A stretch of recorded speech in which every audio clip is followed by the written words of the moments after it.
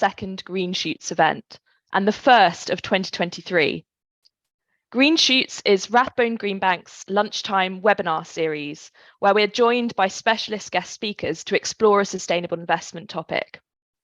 I am Sophie Lawrence, and I'm the Stewardship and Engagement Lead at Rathbone Greenbank, and I'll be chairing today's event. Our topic today is investing in children's health. How can we build a healthier food environment for children?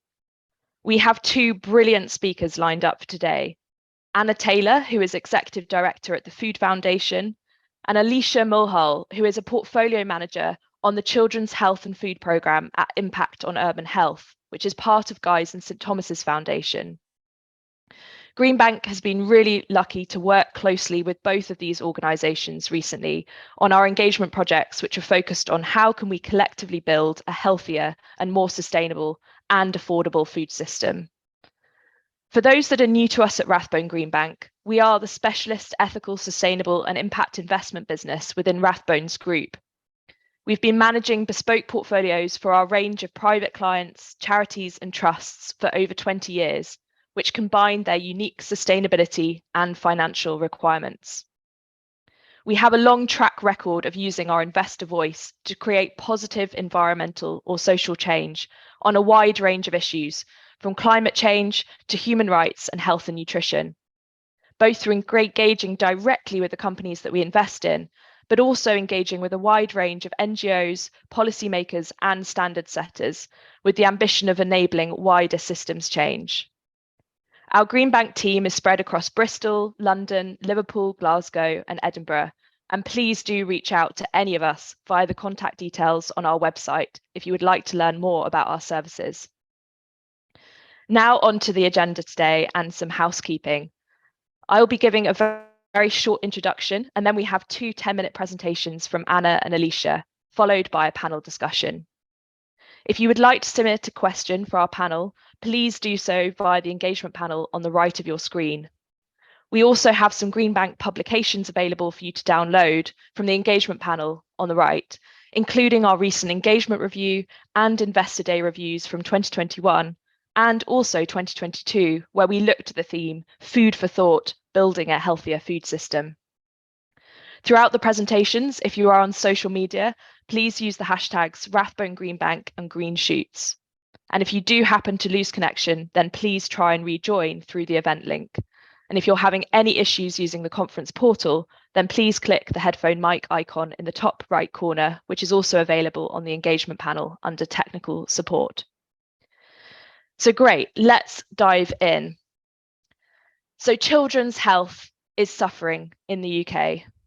Unhealthy food environments and a lack of access to healthy food is resulting in far too many children being affected by diet-related ill health. And the current cost of living crisis is further exacerbating the problem and the inequality. Recent data released by the Food Foundation shows that the number of households where children cannot access enough nutritious food has nearly doubled in the past year. And too often, families on a budget are forced to choose less healthy food as it is often cheaper and there are more promotions on food that is high in fat, salt and sugar. Ambitious government action is desperately needed on this topic, and unfortunately, in the most part, not happening despite some recent glimmers of hope in the form of Sadiq Khan committing to every London school child receiving free school meals for the 2023 and 2024 academic year. You may have also seen in the last week that the government's food czar and author of the National Food Strategy, Henry Dimbleby, has resigned from his advisory position for DEFRA, criticising the government's inaction on improving health. But it isn't all down to policy. The food and drinks industry has a huge opportunity and responsibility to positively influence our children's diets and their long-term health. And investors also play an important role as shareholders in food sector businesses and the providers of capital to help them grow. There has never been a more important time for business and investors to play their part by prioritising healthier products and by ensuring healthier food is more accessible and affordable. Greenbank has been engaging with companies on this issue for several years and has also more recently been involved in trying to influence policy on this issue.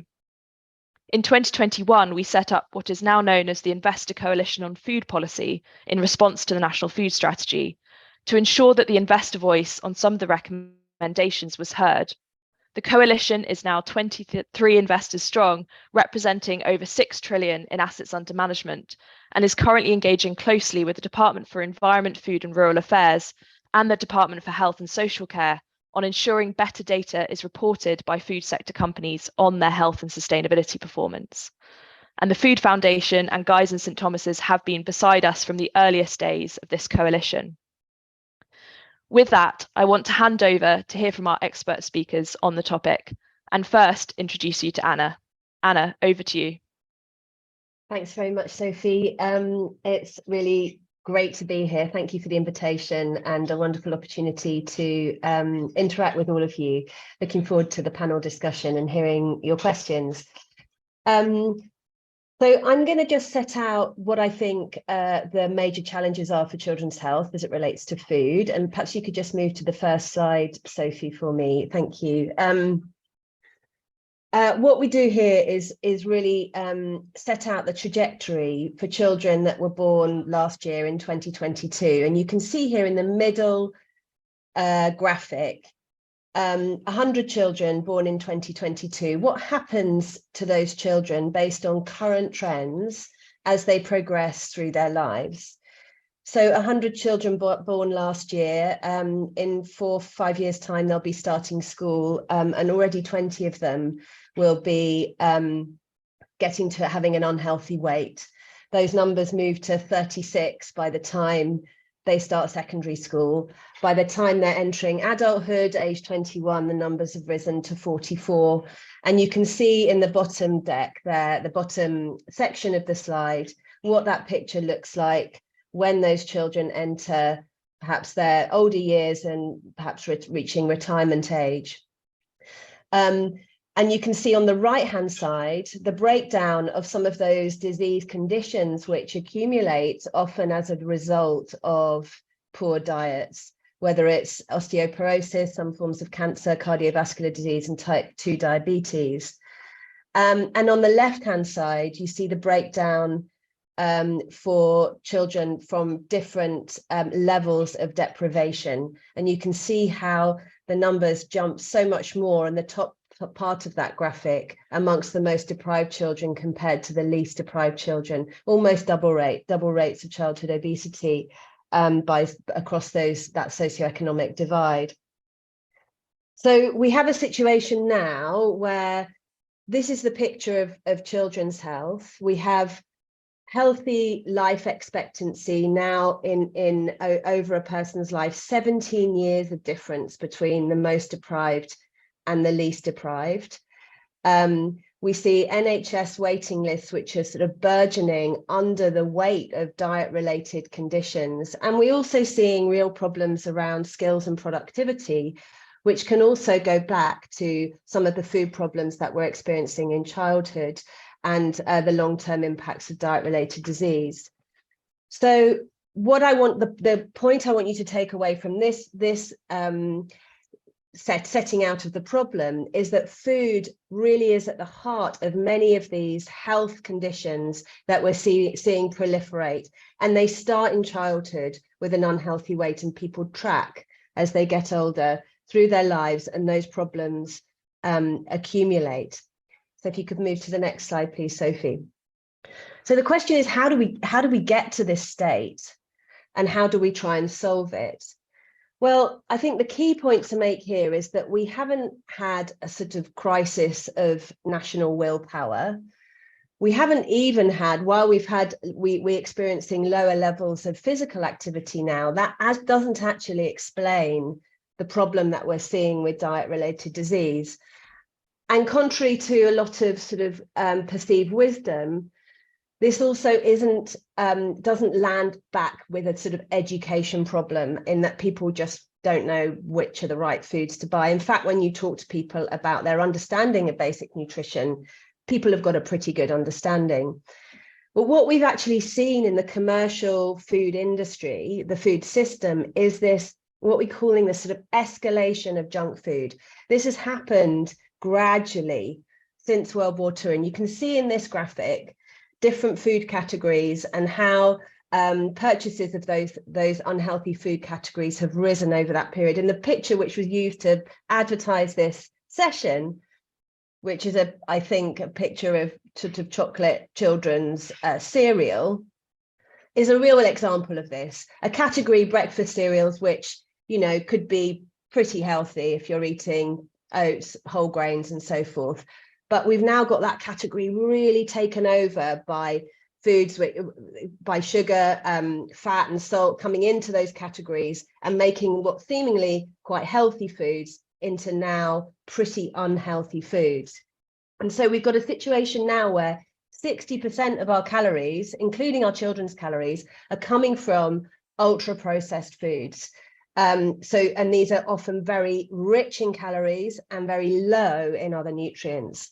If you could move on to the next slide. And the reason Sophie mentioned the National Food Strategy in her opening remarks. And I was in the new National Food Strategy team, and the way that we describe this escalation of junk food is in a sort of systems language of a negative feedback loop that's been created within the system, whereby we have a cycle of a sort of toxic link between our genetics, which really help drive us to seek out energy dense foods, and the commercial food industry, which has played to that appetite that we have and created more and more of these foods, which actually don't help us to regulate our appetite well. So we eat more of them than we otherwise would. And it creates this escalating problem where we're eating more and more of these foods, they're marketed more, we buy more of them, and we're locked into this cycle. Companies are locked into it, and many of us as citizens are also locked into it. So you could move on to the next slide, please, Sophie. And the situation, if you're on a very low income, is that this food system actually makes it harder for you. And we have a situation where healthy calories are 3 times more expensive than unhealthy calories. That's the visual on the left-hand side. And that there's been a divergence in those lines in recent months. And if you're on a low income, you've got a bunch of pressures that you're trying to deal with. You might be thinking about, right, I want to keep my energy costs to a minimum at the moment. That means really watching how long I spend cooking. I've got major pressures on my time. I might not have a freezer to be able to store food. I might have quite poor cooking facilities for preparing food. I want to give the kids something nice because actually I can't afford the after school club. I can't afford new trainers for them. I want them to have a meal that we all enjoy together and we have some fun time. And I'm thinking, right, I'm going into the shop and I'm thinking, right, what can I buy that won't go in the bin, that the kids will eat, that doesn't need a lot of cooking? And you end up with a diet which is often very low in fruits and vegetables and low in fiber, the very things that are going to protect children in the long term in terms of their health. So what we're doing as an organization is really trying to think of evidence-based ways in which the food system can be redesigned so that it becomes easiest to eat healthily and sustainably, especially if you're on a low income. But if you could move on to the next slide, we're interested in that commercial food environment, but we're also concerned to make sure that publicly funded food provision does everything it can to subsidize good food for children and create positive food cultures. And obviously school food is a major opportunity there. And at the moment, many of those nutritional safety nets, like free school meals, are not working hard enough to protect children who from poor diets. And so we have about 800,000 children in England who are living below the poverty line, but they're not eligible for free school meals. And this, of course, becomes about not just a health investment, but an education investment too, because free school meals mean children's attainment goes up, their attendance goes up, and their long-term prospects in the workplace improve. So final slide, if you could move on, thank you. So we as the Food Foundation are bringing evidence. We do a lot of engagement with policymakers and with businesses, and we do some campaigning. And huge thanks to Impact on Urban Health for the support that they've been giving us over the years. We're seeing some really good progress, but it's very meaningful, that progress, but it's very slow and not nearly fast enough to warrant the scale of the challenge that I've set out. So we were the organisation working with Marcus Rashford to secure the holiday food provision for children on free school meals. That was a fantastic policy win that's been set in place for 3 years now. We've seen commitments from the Scottish and Welsh governments to expand free school meals.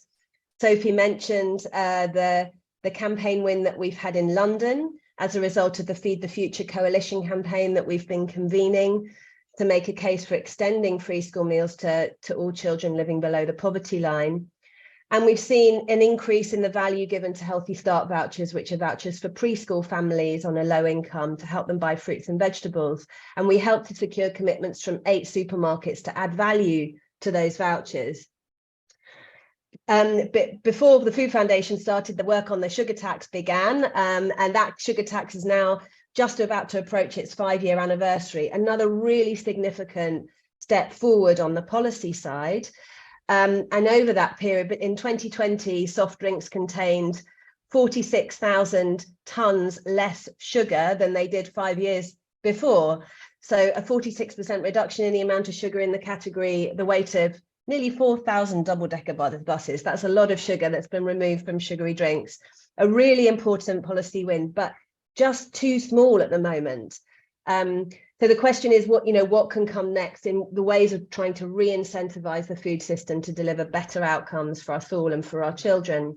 And then finally, the Food Data Transparency Partnership, which has been a really important policy commitment which the government is taking forward from the National Food Strategy, and which the Investor Coalition, which Sophie mentioned at the beginning, has played a really vital part in making that commitment actually land with government. That's going to actually require government businesses to report on a set of metrics so that we can quite objectively say which companies are the real leaders in this area and are really helping to protect children's diets into the future. So that's enough from me. Hopefully that gives you a flavour for what we're about and the issues at stake. Thank you. Thank you so much, Anna. You've really clearly outlined the problem, but also the brilliant work the Food Foundation's been doing. And yeah, looking forward to exploring this more with you in the Q&A session shortly. But first, let's shift to some of the potential solutions. And with that, I would like to introduce you to Alisha. Alisha, over to you. Hi, everyone. Thanks so much for having me. My name is Alisha, and I'm a portfolio manager at Impact on Urban Health. I'm just going to give you a bit of organizational context before I move into the bulk of the presentation. So Impact on Urban Health is part of the family of organizations that makes up Guy's and St. Thomas Foundation, which is an independent charitable foundation with a mission to advance health equity. We're also a place-based foundation, so we want the impact of all of our work to positively affect the lives of people living in Lambeth and Southwark, which have been home to the foundation for hundreds of years. Sophie, could you move the slide, please? So at Impact on Urban Health, we want to improve the health of people living in inner city areas by understanding and shifting how inequality impacts our health. So we currently focus on 4 programs, each of which tackles a particular complex health challenge that both disproportionately impacts people living in urban areas, and the impact of which is not felt equally due to underlying inequalities. So today I'm going to be talking to you about our Children's Health and Food Program, share a bit about our approach, give you a snapshot of some of our partnerships, and then I'm going to do a deep dive into one of our projects that looks to support healthier food innovation. Next slide, please. So 5 years ago, we started this program with a core belief. All children should have the opportunity to eat well and be healthy, no matter where they live. 5 years later, if we think about the context that Sophie and Anna just laid out, the real scale and scope of the challenges facing the industry, the impact on health, and the inherent inequality of all of this, our work feels more important and urgent than ever. Next slide, please. So the Children's Health and Food Program seeks to improve the flow of healthy and affordable food into the places where children and families live, work, play, and learn. So we target our interventions within 3 main environments where children spend most of their time: homes and early year settings, schools, and in the high streets where families are shopping for and consuming food. Next slide, please. So we have such a range of projects and partnerships, collaborations, interventions. I'm really just going to give you a whistle-stop snapshot of some of these so you can get a flavor for how we work. So with Alexandra Rose Charity, we've been testing innovative and alternative models for increasing access to healthy and affordable food by issuing vouchers that families can redeem for fruit and veg at local street markets and independent greengrocers. With the School Food Review Group, it's a coalition of representatives from across the catering industry, school leadership, local authorities, food charities like the Food Foundation, campaigners, and school children themselves, who are all calling for reform within the school food system to improve the nutritional quality of food and to increase access to school food. And as Anna outlined, the campaign to expand free school meals has been a really visible part of this partnership that's been gaining really exciting momentum over the last year. And finally, just because I'm here with the Food Foundation and Rathbone Greenbank, I wanted to mention the Investor Coalition on Food Policy. So it seeks to harness the power of the investment community to engage with government on food-related issues and support the creation of a healthy, sustainable, and affordable food system. And as Sophie mentioned, is really focusing on the Food Data Transparency Partnership. Next slide, please. I also wanted to give a note on how we frame the issue, because it's also a really big piece of how we work. We recognize that what we say about children's health and how we say it is just as important as what we do. So when people think about terms like childhood obesity, it can trigger unhelpful mindsets that view the issue as a lack of willpower or of parental failure. And that's led to attitudes and policy that focuses on individual decision-making rather than on creating healthier food environments. So through the framing strand and our work with Frameworks UK, we want to tell a new story about how what surrounds us shapes us and the transformative power of our environments. So we've developed an evidence-based toolkit that supports us and other organizations to understand and apply framing principles. You can download it from our website if you're interested. And we're now augmenting that with the visual asset bank. And I also really wanted to highlight this because it pushed us to change our own messaging. Until very recently, we were called the Childhood Obesity Program. But in recognizing the unhelpful framing we ourselves were using, we took our own advice and changed the program name to the Children's Health and Food Program earlier this year, so that we're always leading with children's health. Next slide, please. So now I'm going to shift gears a bit and focus on one of our projects, the Good Food Program. So the Good Food Program sits within our ventures portfolio, through which we want to support entrepreneurship, startups, and innovation more broadly, all of which have the potential to disrupt the status quo. An initial scoping and research within this portfolio pointed to healthier challenger brands as promising forces for change. Healthier challenger brands are mission-driven food and drink startups that innovate to create healthier products. So in 2020, after considerable research and scoping, we launched a pilot accelerator and £1.5 million equity fund to test if it was possible to support healthier challenger brands to enter the market and grow, and to provide families living on lower incomes with tasty, affordable, and healthier options. We did this in partnership with Big Society Capital, who are impact investing experts, Ascension Ventures, who ran the equity fund, and Mission Ventures, who are a brand building agency with deep food industry knowledge, expertise, and networks, and they ran the accelerator and the program's overall operations. So in the pilot, we learned a great deal. First and foremost, that it was in fact possible to bring healthier challenger brands to market and offer families healthier options. The majority of pilot brands reached benchmarks of affordability and healthiness. They collectively raised their revenue by 63%. Some of them secured supermarket listings, and those within the equity fund raised a further investment of £6.5 million. Most encouragingly, though, we saw really promising evidence that families living on lower incomes would switch to healthier challenger brands once they could match competitors' pricing and promotions. Next slide, please. So with all of these promising initial findings at the Children's Health and Food Program, we determined that supporting healthier challenger brands could be one powerful lever within our suite of interventions to make food environments healthier. So in partnership with Mission Ventures, we adapted the support offering based on all of the learnings from the pilot and launched the second phase of the program in the summer of 2022. So it's important to note that we're currently only focusing on the accelerator, and we're still exploring what a scaled up second version of the equity fund might look like. So now I want to share with you some of our big picture ambitions for the next phase of this project. To really scale up these brands and the impact, and to help them reach even more families, in this next phase of the Good Food Program, we have to be external looking. We have to mobilize interest and action across the industry and bring them on a journey along with us. So we do this by raising awareness of the problems within the industry, calling out big food, and shining a bigger light on what we're doing. And in doing so, we're essentially extending both a challenge and an invitation to the food industry. So when we're calling out big food, saying, why do you continue to contribute to the flood of cheap, unhealthy food? Look at what the brands that we work with are doing. Look at what they're showing is possible on actually far more limited resources than what you have at your disposal. So what's stopping you? And as a corollary to that, why don't you partner with us and explore how we can work together towards mutual benefit? And it's forging these partnerships within the food industry that's going to be so key to the next phase of this work. And I think some of the data that we're using on the program helps show the scope of opportunity that healthier challenger brands can offer. Next slide, please, Sophie. So we worked with Kantar to identify food categories where families on lower incomes are both outspending their wealthier counterparts, but they're also being woefully underserved by the food industry because these categories have few to no healthier and affordable options. And together they make up 4.3 billion pounds worth of sales. So we focus our recruitment in these categories because we view them as ripe for disruption, but they also help us really articulate the value we can bring across the spectrum.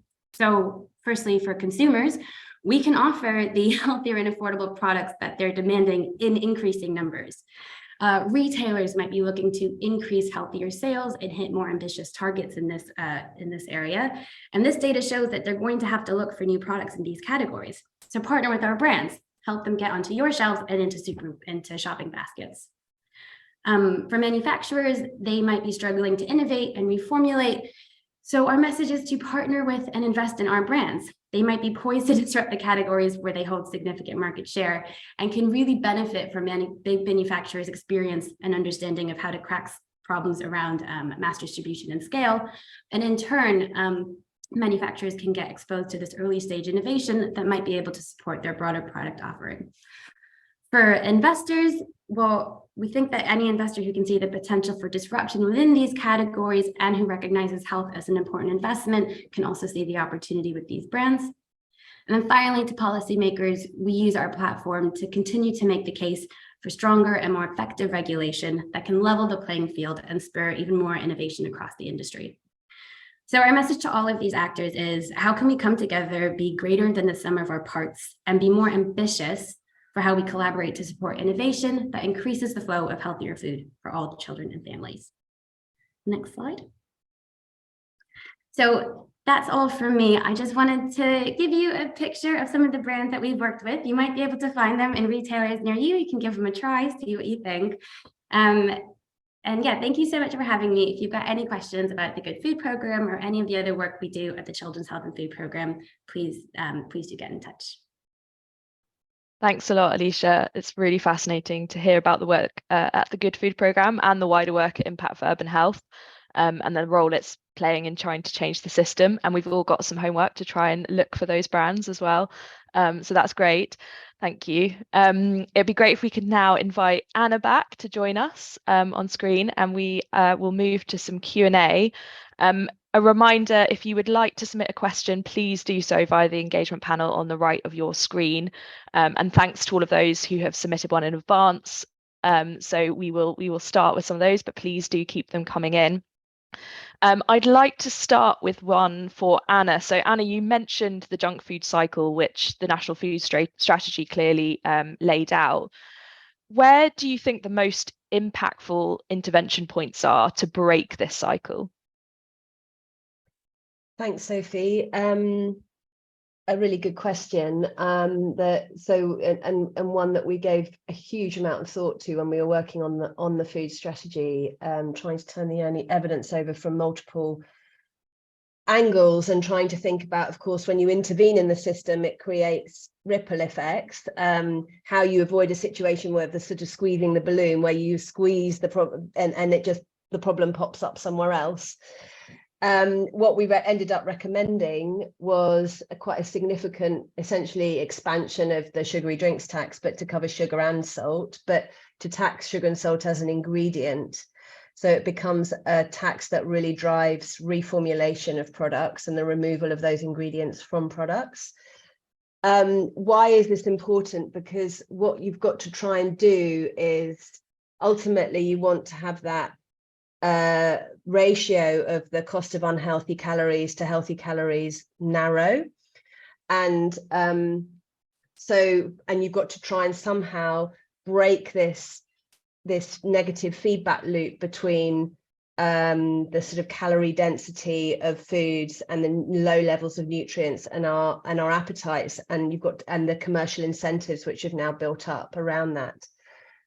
That's not going to solve the whole problem, that kind of tax, but fiscal measures obviously do give us quite a significant lever, I would say, within the system. I mean, the other very obvious one is advertising and going further and clamping down on advertising. Parents desperately want that.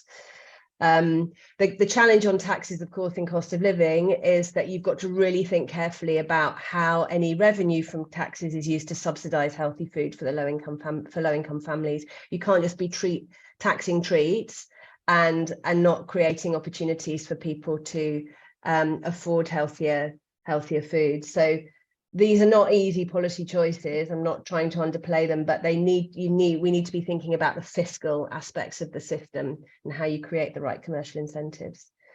Really interesting. So some engagement then to still be done and keeping that measure on the table from your perspective.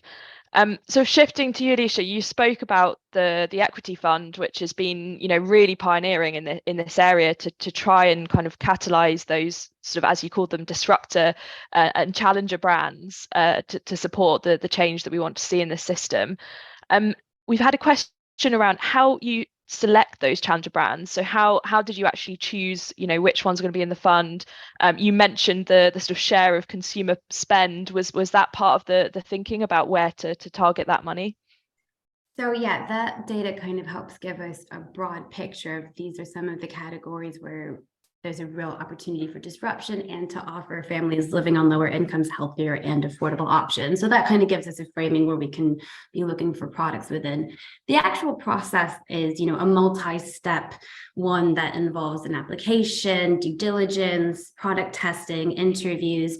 And through that, we're kind of looking at both the business model and especially trying to understand routes to affordability.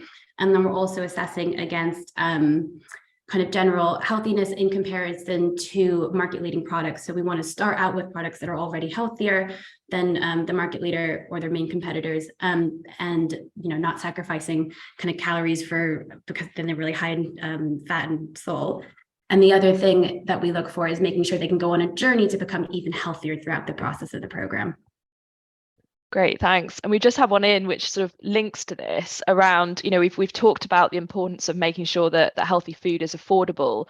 I just wondered actually in relation to those brands, we've had one around, do you think it's possible that healthy food will ever be cheaper than unhealthy food? How are you finding those challenger brands? Are those products, you think, comparable to some of the unhealthier products, or are you seeing that price differential already at that stage? It definitely is something, it's definitely one of the big challenges that our brands struggle with, and it's where some of that investment and support from big food really goes a long way, particularly with manufacturers, because often to crack this, it's really about kind of hitting the economies of scale. But we have seen success with our brands. So the majority of the ones that went through the pilot have hit benchmarks of affordability, and we peg affordability as being between 10% over and under the market leader. Really interesting. And just a quick kind of follow on there, are there any policies that you'd like to see to kind of help accelerate that? I think the fiscal measures that Anna just outlined is a really key policy, one that we're also really engaged with, that impact on urban health. Also because it can kind of help spur innovation, which is what we saw with the sugar drinks levy. It really helped kind of spur on reformulation throughout the industry that then kind of can trickle on and benefit everyone. Great. And kind of coming back to Anna. We've had one around kind of how can we educate and encourage teenagers to make good choices. I guess this is maybe coming from the perspective of, you know, all parts of kind of children's health. We've talked about how important it is in those early years, but how can we carry on that behavior? I don't know if you had any thoughts to add to that one.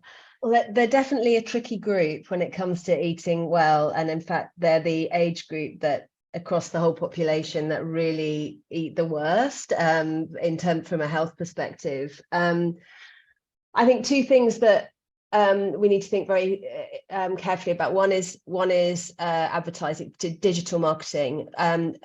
Young people are consistently saying now they're getting just constant stuff on their phone. If they've used Just Eat or they've used one of the delivery platforms, they're getting constant messages saying, do you want something? Perhaps when they're at the time when they're coming out of school, at particular times when they might be vulnerable to that advertising, and thinking about them as not yet being of an age where they can be more discerning about the marketing which they're having aimed at them, and the need to still protect them at that stage of their lives when they're becoming more independent. And then I think the other area that we've really neglected with teenagers is school food, because school food, all the energy around school food and improving standards and quality has been very focused on primary school. And secondary school children, they eat from a canteen. They often actually going and buying food from outside, from a fast food joint that might offer chicken and chips for £1 with a student discount, much cheaper than a school meal. And so there again, we've got a big opportunity for those teenagers to be in school and eating a really decent meal together, creating not just a really positive environment around eating well and eating well together. And we're kind of missing a bit of a step at the moment with that. And I would certainly start, if I had all the power in the world, I would probably start there. Yeah, great. Thank you.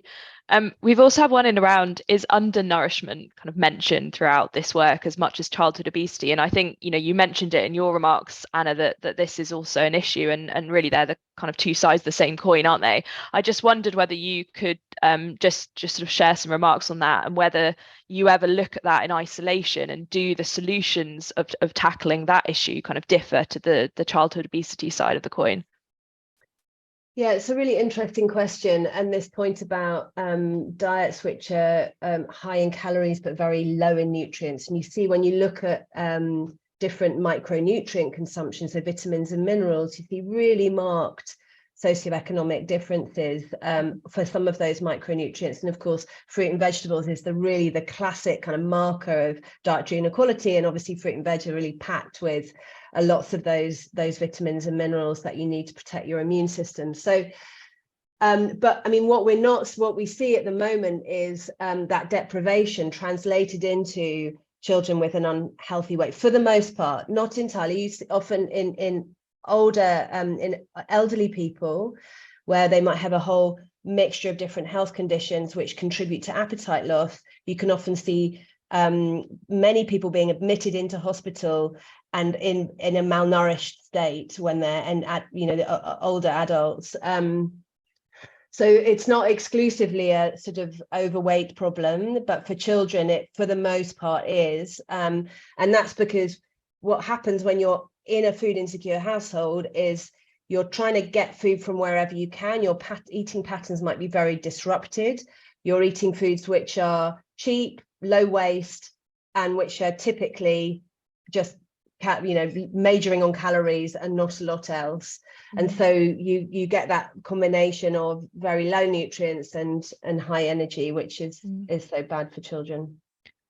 And Alisha, how do Impact for Urban Health think about that? Is that part of, you know, when you're thinking about your theory of change, does undernourishment also form part of that? Our focus has really been more on healthy food environments and just trying to really create equity within that and ensuring that healthier food is affordable and accessible, recognizing right now the cost of living crisis and sort of how that's really pushed people into food insecurity. It's something related to our work that we are trying to understand and explore a bit more. But our strategy has always been more kind of focused on this sort of notion of how do you really try and make food environments healthier and more affordable. So yeah, it's something that we're kind of exploring and trying to talk to different partners in our network to understand maybe are there ways of sort of what are the overlap areas, and how can we kind of complement the messaging that's going out through food insecurity orgs. Great. And you both kind of articulated the importance of the sugar and salt tax and that staying on the agenda. We've had one around, is there a danger that taxes are simply pushed through to consumers via higher prices? And I guess the soft drinks tax levy is an interesting example to look at there in the research that I've done. That wasn't the case. I think it was largely the cost was but taken by the industry, but I don't know if either of you have a sort of a view on that. And I guess also it's our role as other actors in the ecosystem as well to make sure that, as Alisha mentioned, that they are taking responsibility for some of the changes that we are seeing, and that we don't let that happen. But Anna, Alisha, I don't know if you've got any thoughts on that one. I mean, certainly with the sugary drinks tax, as you said, it basically primarily drove reformulation, so people didn't have to pay the tax and therefore didn't have to push up their prices. But obviously, there is still some revenue from that tax. That revenue has been largely spent on breakfast clubs and sports kit for schools. So that's important as well in terms of wherever any revenue is spent. I think the key thing in designing that kind of tax is to make sure that people have substitutes that they can make that don't require them to spend more than they were spending before, so that you can reduce the regressive effects of the tax as far as possible. And that's an important sort of design question in this, but we know that reformulation will happen on a mass scale if this kinds of taxes are introduced. I mean, that's the first thing that will happen. But obviously you've got to get the whole framing of it right to make sure that you're really thinking about households in a low income from the very beginning. Great. Alisha, I don't know if you wanted to share anything there. Not much to add to that, I guess. Yeah, I would agree with all of that. And it's also thinking about what are the other ways that we can try and encourage, incentivize, and invest in reformulation to make sure that it's really kind of the onus is sitting with companies to do it. And they also have they have no excuses not to, and sort of all the incentives in the world to reformulate to try and make sure we're offsetting any regressive tax effects on consumers. Great. And I think there was a sort of related question there around kind of any action being taken against retailers and producers that are actively marketing and selling junk food. And I think it's fair to say from the investor perspective, we're seeing this rising up the investor agenda. We're seeing this as a key direct, but also kind of wider system risk if companies are not kind of reformulating and moving towards healthier product portfolios. And we've seen some high profile shareholder resolutions at various manufacturers and retailers in the last couple of years. So definitely more happening on that front. And as Anna and Alisha and I have mentioned, there's also the policy work that's really well underway. So that's all a positive, I guess, that we're moving in slightly the right direction. Now I'm conscious of time, and I appreciate that we've had a really kind of difficult topic, but also quite kind of gloom and doom in some of the remarks that we've all made. So I wanted to end us on a positive note. And see if Alisha and Anna could just briefly share kind of what makes you hopeful for the future as we look forward. Maybe Alisha, if you could start us off. Yeah, it is always kind of a challenge to maintain that balance between feeling the urgency and the scale of the challenges that we're tackling, and also feeling hopeful by the healthier challenger brands that we're supporting, by the Food Data Transparency Partnership, which is, a real key recommendation for the National Food Strategy. And so it's so important to see things like this being implemented, even if we sometimes are frustrated at the rate and pace of scale change. I guess one thing I'm kind of heartened by is also, friends in my own family who don't work in the sector. This is starting to be an issue that they understand with with greater detail and greater depth of understanding. I think the interplay between the environmental concerns and the impact on our health, it's just becoming far more front of mind for everyone.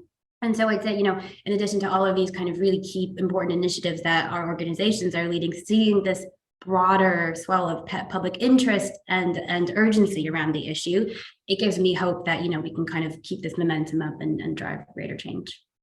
Great, thank you. And Anna? So from my side, I'm given hope. I draw hope from the fact that food is a way in which we strengthen our relationships with one another, right? It's how we build ties in our communities. It's how we tell people we love them. It's at the heart of like us as social beings, right? And so I think the question is, how can you unlock that power of food to not just, build more of that community, but do so with the types of foods which are going to nourish us and which are also going to protect our planet. So I feel like we have a big opportunity. The debate about food is quite negative. It's like all the things we shouldn't be eating. There's a whole load of great stuff that we should be eating, that we can be really investing in the right kinds of things which bring us together and enjoy eating together and building our relationships with one another. So that really gives me hope. The question is how you can move the debate from where it is now to that really positive space. Great, thank you both. And we've heard it a lot today, but I think the fact that all of our three organisations are collaborating on this issue is a really, really positive sign, and we need to do more of it over the coming years.